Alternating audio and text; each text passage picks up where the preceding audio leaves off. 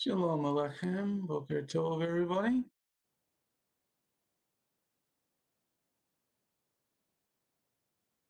Boker Tov. Shalom. Good morning, Miss Allie Mae. How are you this morning? I'm good. Have your coffee and your breakfast this morning? I had my breakfast. I haven't had coffee. You gotta have your coffee. All right, the Lammers have shown up. Levin, are you there today? Or just your computer? Shalom! Shalom, Rabbi. Shalom. Thank you for the leaves. Oh, you're welcome, Rabbi. All right, give the Lammers a second to get their camera on and get them set there. I'll give them one more second. There's the Lara land. All right, Mia's going to pray this morning. And then Jared's household is going to do the Shema. And Shmuel's going to do the Ten Commandments. Thank you, Lord, for this day. Thank you for letting us have another day of life. That we're able to wake up again when other people in the world do not have the chance to wake up again and see the light of the day. Please, Lord, help us to understand the class today, and that you'd help us to pay close attention to your word, that we be able to take this information stored in our minds, and that we'd apply to our life, and that we could be an example to other people and may bring more people to you. In Yeshua's name, amen. Shema Yisrael, Yehovah Eloheinu, Yehovah Echad, Baruch Shem Kevod, Malchutam Leolam Vayed. Hear Israel, the Lord our God is one God. And you, Lord, you God of Egypt, do not have any other gods beside my face. Do not take the name of the Lord in vain. Keep the Shabbat holy. Honor your mother and father. Do not murder. Do not cover adultery. Do not steal. Do not lie. Do not covet. Very good. Shmuel, everybody give Shmuel the big finger. The big finger. All righty, Wascoy Wabbits. Good morning, Elisheva. It's good to see that you're there. All right, now we're in chapter 13. Yesterday we did some vocabulary words. We're going to do some more vocabulary words to make sure that we know what we're talking about. All right. So, let's see here. Hadassah, can you, let me get my little marker thing. Tell me what the word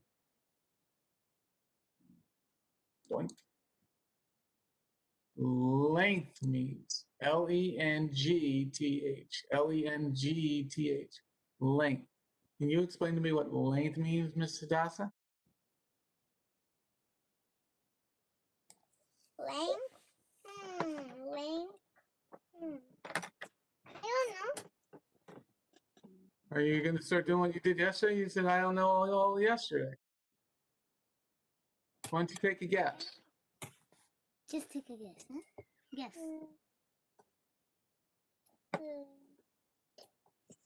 Like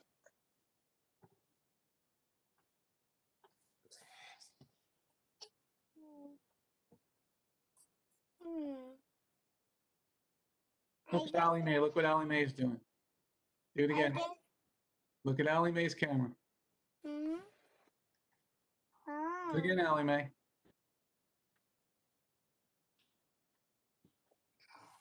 Length is like whole. Like long? Like long? Yeah, like long. You're getting there. You're getting there. Shmooey wooey. What is length, Shmooey? Length is something long and Something. big. Okay, very good, very good. Okay. Lev, tell me what length is. Explain to me length. Give me an example of length.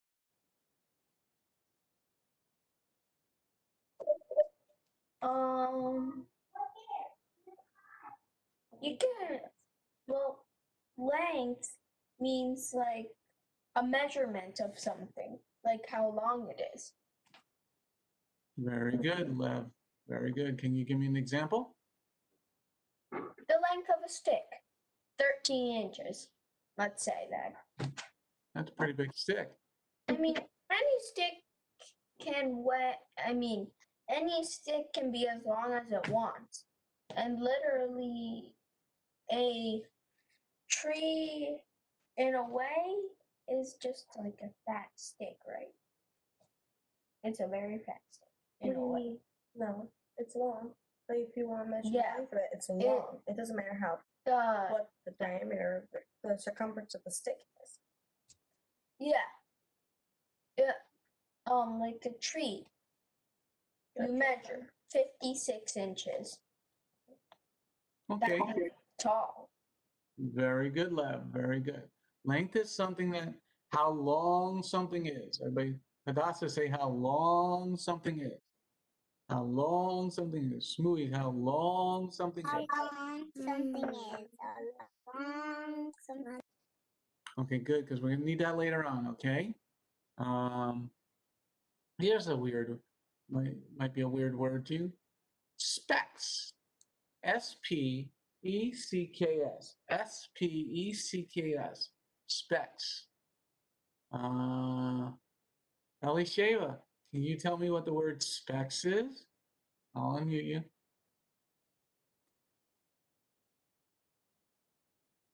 Sheva, I can hear you. Talk. What happened, baby? Dad, what's the question? What is it? We're doing some vocabulary words. Okay. We're seeing if she knows what the word specs is. Specs. S-P-E-C-K-S. Specs. Speck is a tiny. Something tiny? Very good. Very good. Something tiny. Lev's got her hand up.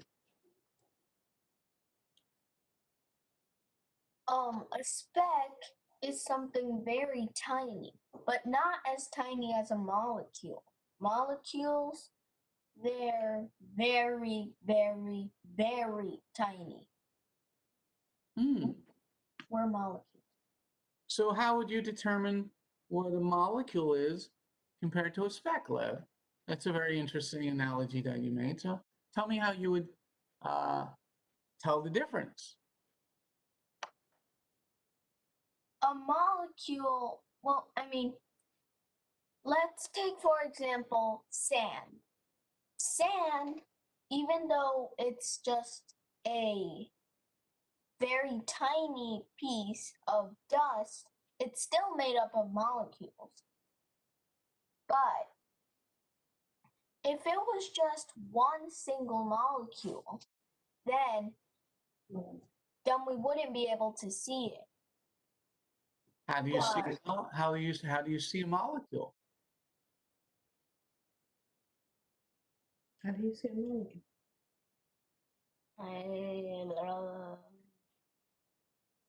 Microscope? Very good. Very good. That was very good, Lev. Very good. Through a microscope. And it's very fun to look through microscopes. You get to see things that are really cool. And you can do that in your homeschooling. You can see pictures through stuff like that. It's very cool. All right. Seeing things when they're really small because you can't see them with your eyeballs. You see them through a microscope and you go, wow, that's cool. Okay. All right. Now let's do one more word or two. quarreling. Quarreling. Allie Mae, what is quarreling?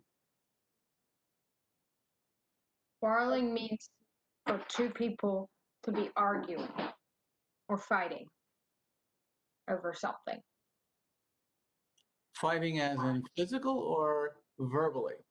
Verbally. Okay, quarreling is fighting over something physical or verbally. Okay, quarreling. You can do verbal and you can do physical. Quarreling is generally more talking, more verbal. Okay? And all right, so now let's go to Bereshit, Genesis 13, verse 1, 2, and 3. Let's see here. Lev, read Genesis, Bereshit 13, verse 1, 2, and 3. Avram went from Egypt, he, his wife, and everything he had, and Lot with him, into the Negev. Negev.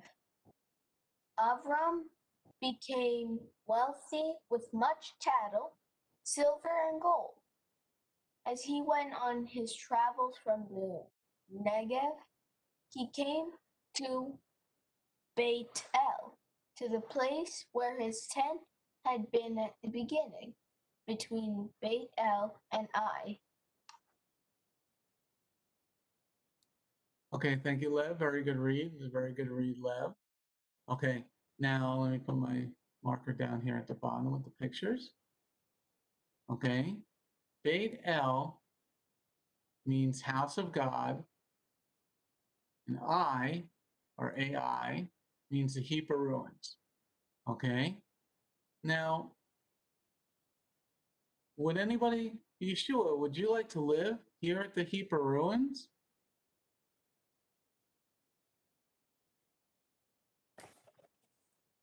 No, Why not? because it's all broken. So, how do you think it got broken? Earthquake. You think an earthquake? Yeah. What do you think, Adasa? How do you think it got broken? I think a tornado. Okay, a tornado. Well, then why would the tornado break this building and not this building? Because that building is more stronger. Oh, it's The stronger. You other think? building is not more stronger. It's made out of, looks like it's made out of, they didn't put the strong cement there. I don't think so they put cement to stick the bricks. And they use paper and cardboard. Maybe one part, Rabbi, fell off. Because I could see some parts of a house on one side, on the side of the strong building. You mean over here? No. On the strong building where you were pointing. You think this was a house, or maybe the building fell over? It was a house, and I think one part of the tall building fell on it. And lots of dead people are there. Ooh. Lots of dead people are there. I wouldn't like to live in there. Me either. Why not? I would like to live in Beit El. Me too. Well, why would you like to live there, Yeshua? Why would you like to live in Beit El instead of AI or I? I like AI is so broken that I wouldn't want to live. Because maybe you never know. Maybe a tidal wave might come on the land and whoosh the whole place down. Well, couldn't a tidal wave, as you just said, couldn't it come over to here to Beit El? No. Because Avram is living between the two places. Okay, he came to Beit El, to the place where his tent had been in the beginning. Between, the word between, Between. He's living like right here. I'm going to put my marker right in the middle. He's living between the places. Why do you think he's doing that, Yeshua? I don't know. Well, give me an idea. I don't know why he wants to live in the between. Maybe the one side is good and the other side in the middle is bad. Why do you think he wouldn't live near Beit El and instead of he's living in between, like in between the two pictures? He's living between the two pictures, and it's kind of silly. Yeah, it's kind of silly. So why do you think he's doing it? Because maybe he thinks there's more nice right there. In the middle? Maybe. Maybe it's more nice for him. Okay. Let's see what Sheva thinks. Sheva, why do you think he's would you like to live here, Sheva? Where I put in the arrow? I unmuted your microphone so I can hear you. Would you like to live there? I got you. You're unmuted. Which one do you want to live by? Tell Papa which picture. Which side, the left or the right? You want to live here or here? Here. You want to live here? Left. On the left. This one? Why? I like living there. Speak up. Say it loud. Say. I love to live there. Well, why would you like to live there? Why? I want to. Which looks better, sweetheart? That's what Papa's looking for. Does this look nice or this one? Is this one pretty or which one's prettier? This one. Oh, okay. So you like this one? It looks prettier? one. Down right there. Okay. We've confirmed it is prettier. It's prettier. All right. All right, let's go over to Allie Mae. Allie Mae, in verse 3 it says, as he went on his travels from the Negev, he came to Beit El, to the place where his tent had been at the beginning between Beit El and Ai. Do you just think he just stopped there just because he was tired for the night? Well, why do you think he's living in between the two places?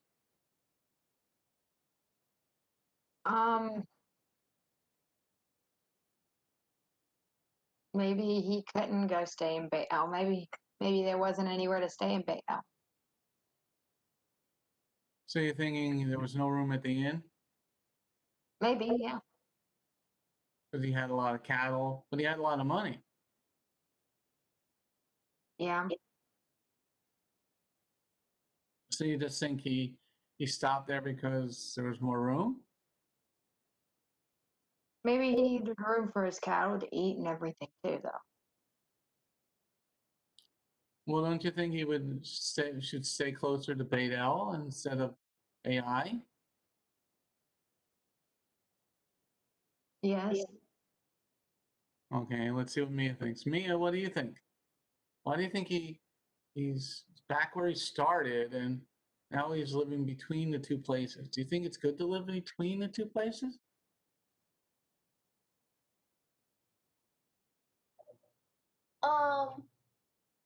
Mia's not here right now. She went to the bathroom. Okay, well, she can't answer the question if she's not here. Yeah. Okay. All right. So we're talking about, in this beginning part of our class today, about living in between two places. A place that is good on the left here, by the house of God, and in a place with a heap of ruins. A heap of ruins is a place that's destroyed. Okay, as we see in the picture, okay, the building fell over, something happened to it, maybe a war, or like Hadassah said, maybe a tornado, or Yeshua said that maybe a big wave came and hit it. But this place over here, you know, it's not going to be very safe. Okay, it's going to be hard to walk. In the picture, you know, you got to picture yourself. You're like the size of this over here. Okay, you got to picture yourself. You're little. These are. Let's see if we can count them. how many floors? 1, 2, 3, 4, 5, 6, 7, 8. Okay, so it's at least 8 floors big. So the picture, you might think, well, it doesn't look very big, but it's 8 floors big. And most of our homes are maybe 1 or 2 stories high. Okay, so this building is minimum 8 stories high. Okay, so this building over here is really big, and it could fall over on you and hurt you and maybe kill you and you'd be dead or trapped under, maybe somebody's trapped. Hadassah said somebody might be trapped under there. Somebody might be dead under there because the building fell over. Okay, so Abraham is living between the two places. And do you think it's good? Let's go over to Hadassah. Do you think it's good to live between the two places, or should you move closer to one or the other? We're supposed to live in one house. In one house, not two. Well, Two is not much fun. listen. Avram is living between the two places. He's living in one house, but he's living between the good place and the bad place. The bad place, the good place. Do you think it's good to live between the good place and the bad place, or you should choose to be one place or the other? We should choose the one that is good, that you believe in God. One that is good, that is not broken. Okay, where would you want to live? I want to live right just there where you're pointing. Over here with the Beit HaMikdash, the temple. You want to live by the house of God? Yeah. Do you think it would be nice to live by the third temple? Mm-hmm. It will be perfect for my family. Me too. You think it would be perfect for your family? Okay, that's a good one. That's very good. Shmooey, what do you think, Shmooey? I like to live that place. What's The one that is fixed. The one that you're pointing. Why? Why, Shmooey? Why do you want to live there? Because I want to believe the Lord to heaven. You want to live by the Lord's house? Yeah. Okay. Oh, Victoria has shown up. You're a little late, but we'll let you come in anyway. Okay. All right, so now let's go down to the bottom. Shmooey and Hadassah want to live over here. Lev, where do you want to live? You want to live here, where all the things are broken and this building looks like it's going to fall over? Or do you want to live here? And tell me where you want to live, Lev, and why. I would want to live in the house of God, Beit El, because I would want the Lord's hedge of protection there over me, and I wouldn't want to be in the dark where lots of evil people are and be consumed by them. And also,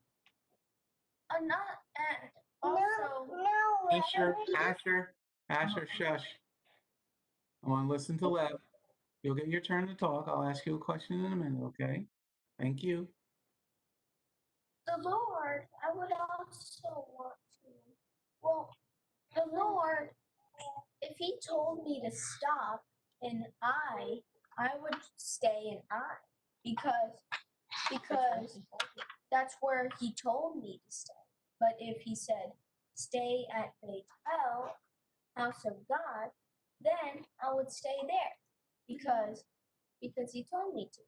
But if He told me to stay between the places, I would stay between the places because God is ordering me to do it.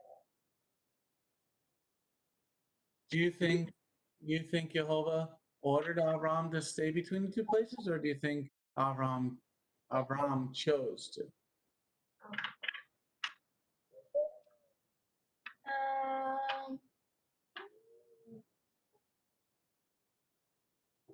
Um, I think it was God that told him to stay there.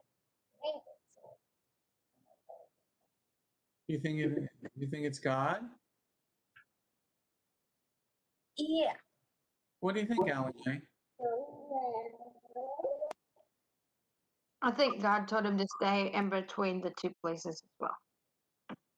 But it doesn't say that. Look, read verse 3 for us. As he went on his travels from the Negev, he came to Beit El, to the place where his tent had been at the beginning, between Beit El and Ai. So what do you think he's doing? Did God tell him to stay between the two places? No, So why do you think somebody would stay between a place of a ruin, meaning, destroyed, and the house of God? Do you think many people do that? no, No, you think people live closer to the house of God and they leave the house of ruin? You don't think they live in the middle? probably not. Uh, if somebody were to um to live in between, then it wouldn't be good because it'd be their decision whether they want to go to the bad side or they want to go to God's side. Well, it's their decision to choose where they want to go, right? Yes.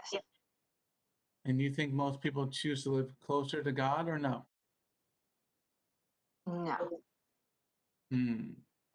Victoria, what do you think? What do you think about living in between the two places, Victoria? I mean, if God doesn't think it's like wrong, like if he didn't say anything that he shouldn't stay between the two places, then I guess it's fine. Yes, it's fine. Does God have to tell you all the time, or should you know? I mean, you should know, but I don't think God said like I don't think God would be mad or anything that you're staying in between the two places. What does that say about you? If you're going to stay between a place, I mean, look at this place. It's kind of a mess. It's kind of destroyed. And look at the house of God as Beit El as a place of the Lord. And why would you want to stay in between the two places? Yeah, maybe like the people in the bad place, I guess. He has some friends over there or something. I mean, I would definitely still choose like God's place. You know, it's pretty. Okay, so you would choose God's place. All right. The reason we're talking about this, everybody, is as you grow older, you're going to have to make decisions. Okay? As you get older, you're going to have to make decisions every day. And the older you get, the more decisions you're going to have to make. Okay? So you're going to have to choose to live between these places, either closer to the house of God or to a heap of ruins. Okay? And sometimes, well, most people really go closer to the heap of ruins instead of going to the house of God. Okay? So you're going to have to make decisions for yourself as you get old. Okay? What you want to do. Do you want to be closer to God or do you want to be closer to the world? This is the world, the heap of ruins, and this is the house of God. You're going to have to make decisions. Okay? You're going to have to make choices for yourself as you get older. Okay? Now, why is that so important? So let's go down to the bottom of the screen. Victoria, read verse 24 to 27. At the bottom, Matthew 7, verse 24 to 27.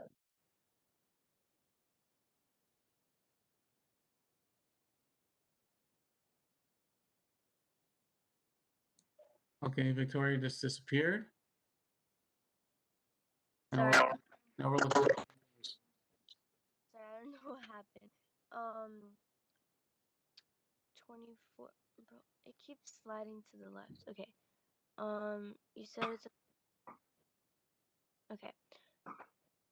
So everyone who hears these words of mine and acts on them will be like a sensible man who builds his house on bedrock. The rain fell, the rivers flooded, the winds blew and beat against that house, but it didn't collapse because its foundation was on rock. But everyone who hears these words of mine and does not act on them will be like a stupid man who built his house on sand. The rain fell, the rivers flooded, the wind blew and beat against that house, and it collapsed. And its collapse was horrendous. Okay, very good. Thank you, Victoria. All right, now let's see what we got here. Okay, we're talking about a foundation. Yeshua, can you tell me what a foundation is? What a foundation of a house is? Foundation is like the two. I'll give you an example. Like the two persons. One built on the sand, but the house fell down because the storm came and it fell because the sand got wet. The guy made a house on the rock, and the guy didn't get any collapsing because the house was strong in the rock. Yeshua is our foundation. Yeshua is our rock. Okay, that was very good. That was a very good explanation, Yeshua. Okay, Lev's got her hand up, and then we'll go to Elisheva after Lev. Lev.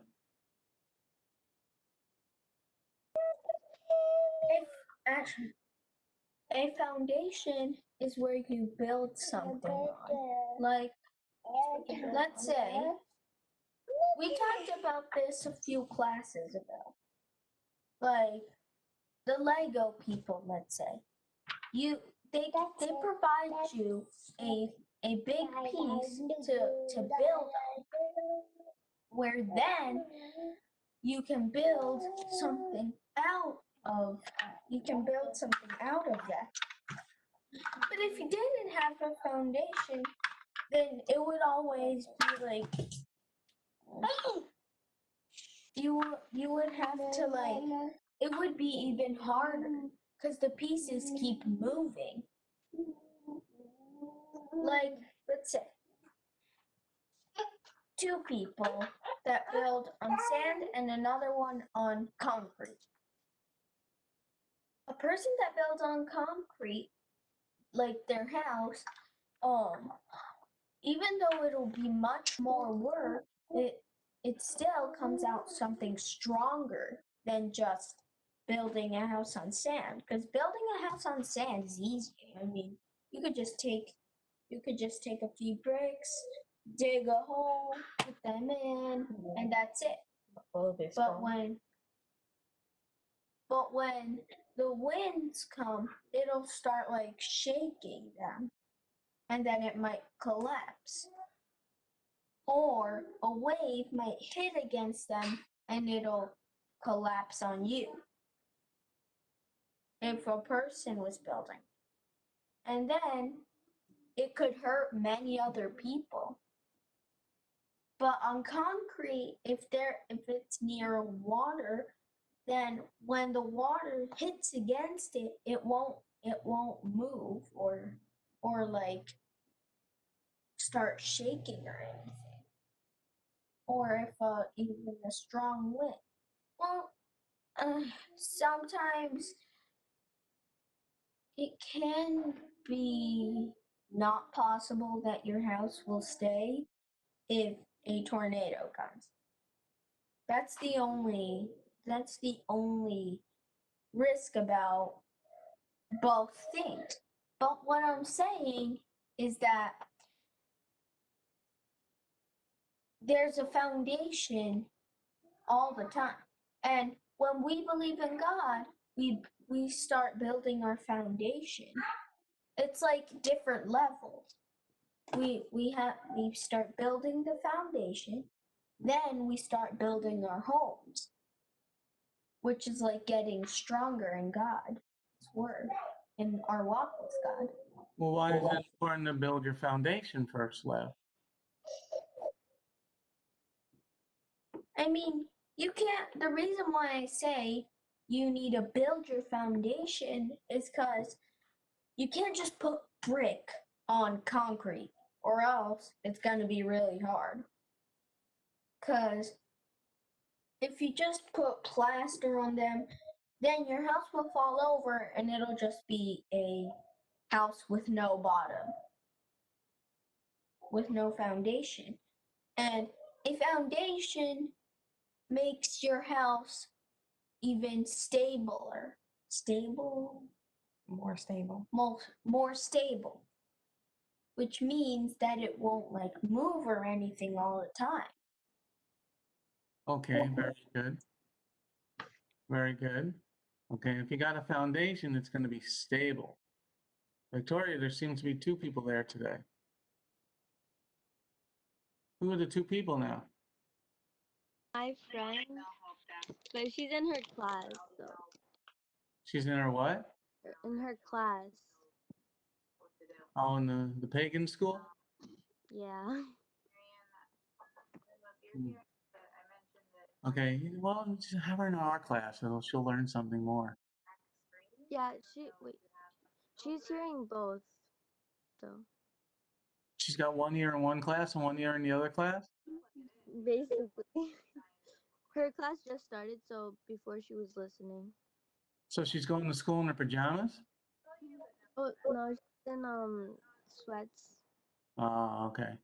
All right, so we're talking about a foundation.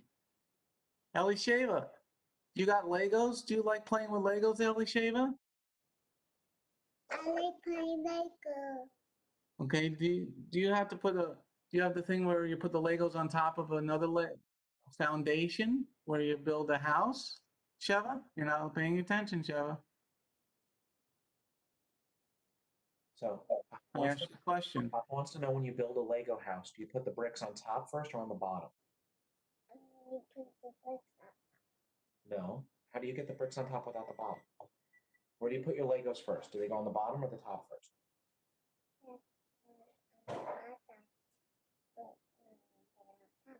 Right, tell Papa so he can hear you. Did you hear her or no? No, I didn't hear. All right, say it louder. You have to put the bricks on the bottom first. You have to put the bricks on the bottom first, and you put the bricks on the bottom up top. Do you attach them to something? Do you have like a Lego bottom that you put them to? You can make it like a castle. Okay, well, how do you start building your castle? Do you have a table that you put them on? Yes. Say, yes, I have a box. Yeah. Tell Papa you have a box. Listen. Do you have a box that you put them on? Do you have something that's called like a foundation where you put it here and then you put the brick here and here and here and here? My dad's getting that one. Well, tell me, explain it to me. You can talk. Explain it. Say, tell Papa what that is. It's a house. No. What's the big blue box? That's where you put the Legos, right? Look at the camera and tell Papa. I can see that. Okay. What's the yellow part there, Sheva? So that's our foundation. That's a station. Does that hold everything together, Sheva? Yeah, you could put them like Legos. Oh, does the yellow part hold everything together? Yeah. Did you ever try building your Legos on the sand? On the sand? Ellie, Papa's talking to you. All right. Ellie, did you ever try building your Legos on the sand instead of that table? Yeah. No. Why not? You can't do that. Excuse me? Say, you can't do that. You can't do that. She Why? said you can't do that. Why can't you do that? What'll happen? It sticks on the pot. Say it again, please. It'll sink into the dirt. It's thinking of and it won't work, right? All right, very good.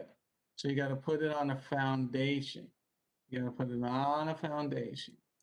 Okay, so everybody, you got to build your life on God's word. That's our foundation. So Victoria's got some friends over there today, and they're building their life on sand. Okay, because they're building it on the world. So they're going to be like the picture at the top here, ruined. Okay, but here, if you build your life on the Legos, like the yellow part that Elisheba showed us, you build a strong life. Okay, you build a strong life. So you need a good foundation. Okay, so everybody knows their Legos, right? Everybody's got Legos, right? Everybody's got Legos.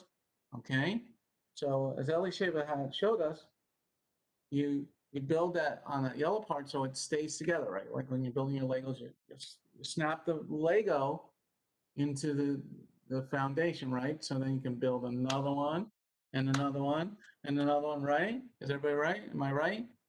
Right? You build a big tall house, you build big tall columns, and you build a bridge, and you build some fun stuff. Okay, so that's what Yeshua, our Messiah, is telling us.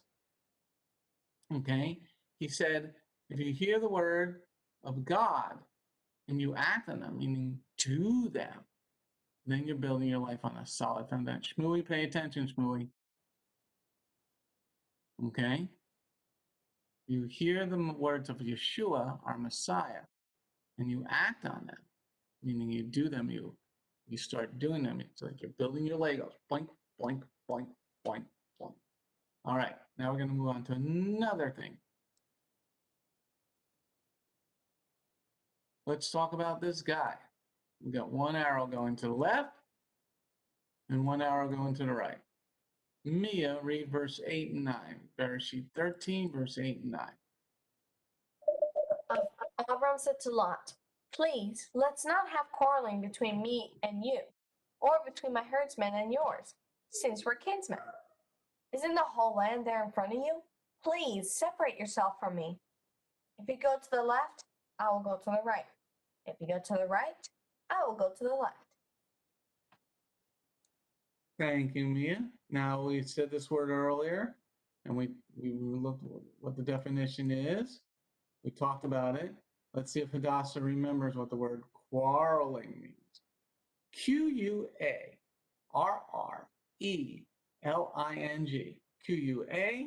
Quarreling.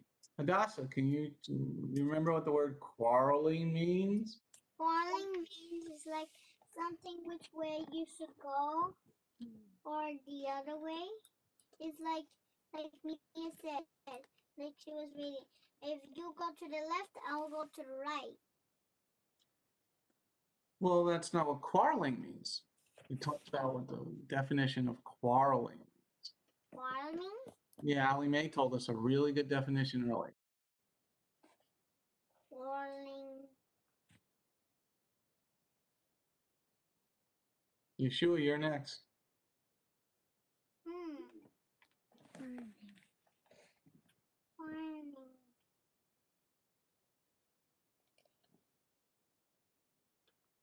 Oh, Hadassah, you don't remember. We talked about it at the beginning of class. You got to pay attention. Yeshua, let's see if you paid attention. Let's see if you remember what the word quarreling. Quarreling. Because it says, let's not have quarreling between me and you. An argument. Not to have an argument. Very good. Hadassah, what does quarreling mean? Not to make an argument. What's an argument? Like you fight over that you're arguing. You're fighting over something? Mm-hmm. Okay, very good. Now that we remember you, Shmooey, what does the word quarreling mean? Quarreling. It's something that you fight. You're fighting? Okay. All right, very good, very good.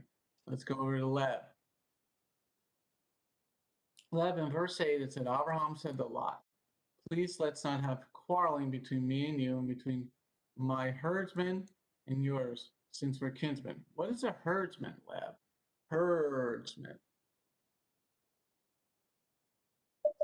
someone that takes care of livestock, which means like a person that herds sheep, like from different pastures to another one, which means like if some sheep run away, then that the shepherd of them, there's another word for men, which means shepherds. Shepherds is for boys, shepherdess is for girls. But So are the herds women? don't know if there's such a word like that, but I don't think it's a word. I don't think that's a word. But what I'm trying to say is that a herdsman is a person that herds sheep to different pastures, and they fight predators that are hungry for the sheep, like wolves, lions, bears. Okay, that's good, Lev. So Well- why let's fight? I got a question. It says, please let's not have quarreling between me and you and between my herdsmen and yours. What would the herdsmen be fighting over, Lev? The land. The land? What do you mean? Because it says in verse 9, isn't the horn, wait, let me see. In another verse before, I don't know if it's that, but it says that they were fighting over the land because they only had one piece of land. Or they maybe had a whole bunch of other pastures, but they put their herdsmen and their sheep together, and sheep eat a lot of grass because they eat grass. But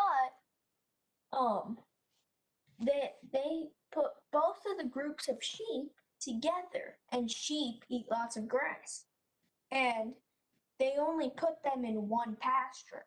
So that means that Lot's herdsmen, that Lot's sheep and Abram's sheep were eating up all the grass that was there. But there wasn't enough for both groups of sheep. So you're saying that was very good, Lev. So you're saying to us that there's not enough grass. So they would fight over it? Yeah, because let's say the the two um the two groups of sheep. One eats up all of the grass, like eats up almost all of it and leaves a quarter for the rest. But let's say that let's say one group of sheep eats half of the grass, and the other group of sheep eats a whole pasture of grass, let's say. Then, they won't have enough grass because the ones that eat a whole pasture, they don't have enough grass, so they'll get hungry. And also, the reason why they were fighting also is because if the sheep didn't have enough, if the sheep didn't have any grass to eat, then they would die of hunger. And just one change to the ecosystem means that it'll change a whole lot. Like, let's take for example. Oh wait, let's stop there. Let's stop there. Okay. Now we're going to be talking about the separation. Allie Mae, so Avram says to Lot, that they're fighting, and he says to separate from him. Avram says to Lot, we should separate. What would you do, Allie Mae? Avram's got the promise from God. I would definitely stay with him instead of separating because that'd be bad. What would you do with your sheep? Maybe I'd take them further to get grass than usual. Okay. So you would take them further away to a different pasture, but come back. Yes. Victoria, what would you do and why?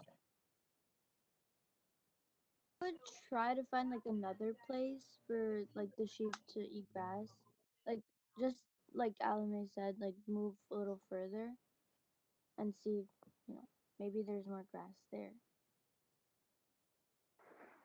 Why don't you tell Abraham to move? Tell him to move his sheep. Well, like I would, Mhsa, I would, but like if he doesn't want to move or like starts an argument, or starts like an argument, then I wouldn't like continue the argument and keep fighting because it's not gonna get anywhere if he's not gonna move. So I would just move myself. But then you got to walk real far away. I mean, it's better than like not going anywhere, just arguing over like for him to move a little more.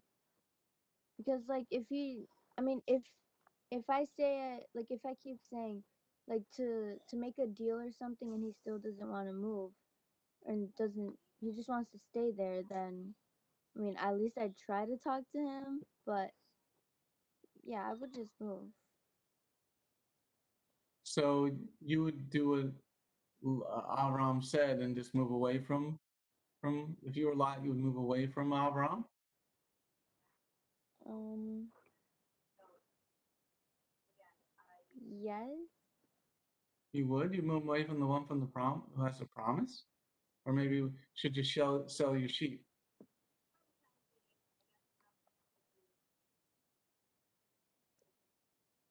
Well, then maybe I would just like go go to where there is grass and then come back like every day. Every day? Isn't that a lot of work? Yes, but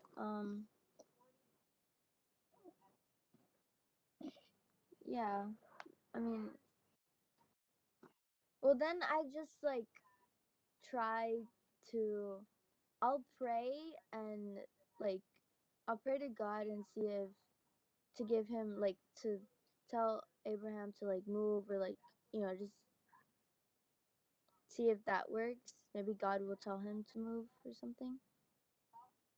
Well, the question is, would you separate or would you come back together eventually? I'd come back together eventually. Okay, eventually. All right, let's see what Mia thinks. Mia, you know, Aram says, isn't the whole land there in front of you? Please separate yourself from me. If you go to the left, I'll go to the right. You go to the right, I'll go to the left.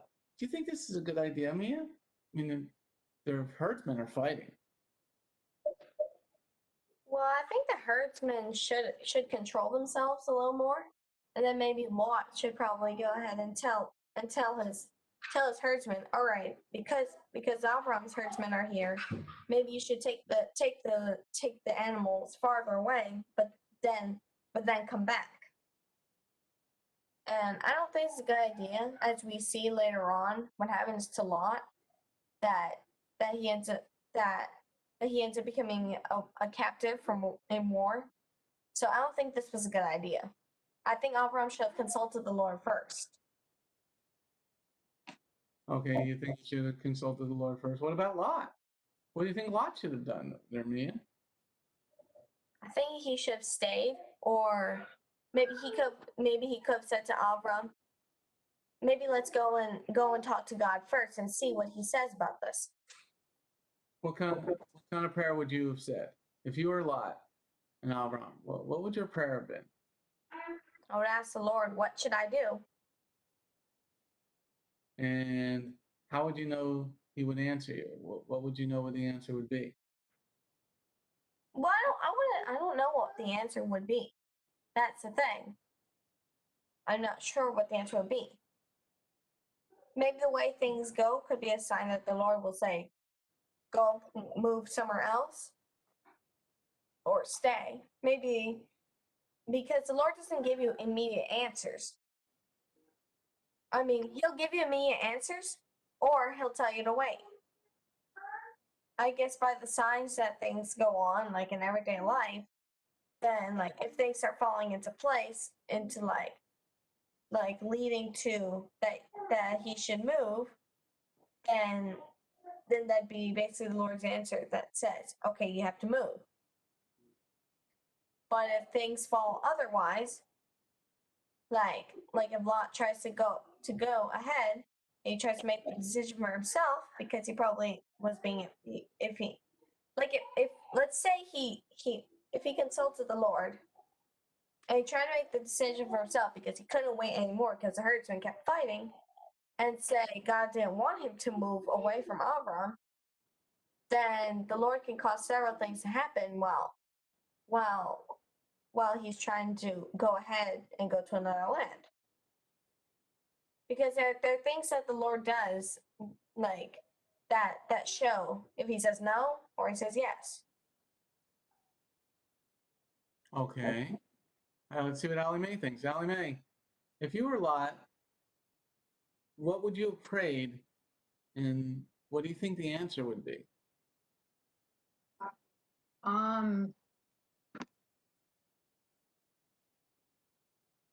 I would say that God wouldn't want me to move from the promise. So I'd say that he'd want me to stay. So it'd be a no, not to move. You think the Lord would want you to stay? Yes. So why do you think the Lord allowed this? Why do you think He'll allow them to separate?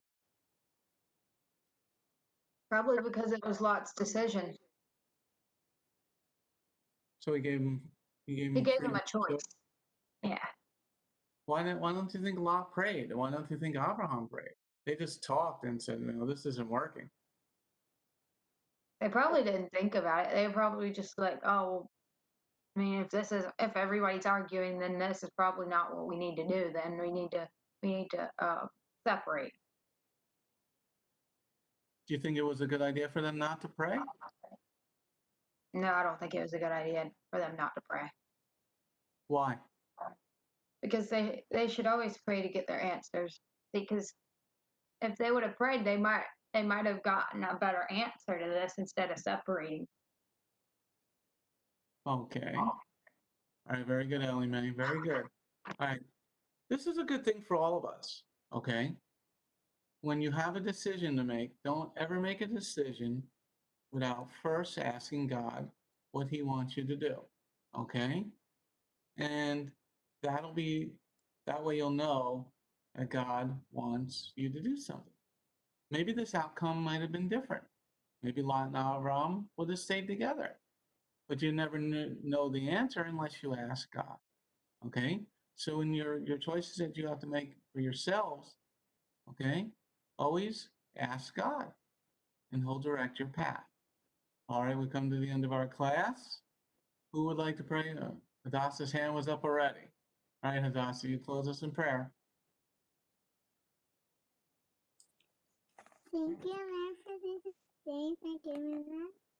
But please help us to learn more, and please take care of us and learn more, and please help us to learn more. Amen. Amen. Have a great day, everybody. Hello. Shalom, everyone. Bye, Rabbi. Bye, everyone. Bye, Larry. Bye, everyone. Bye. Bye.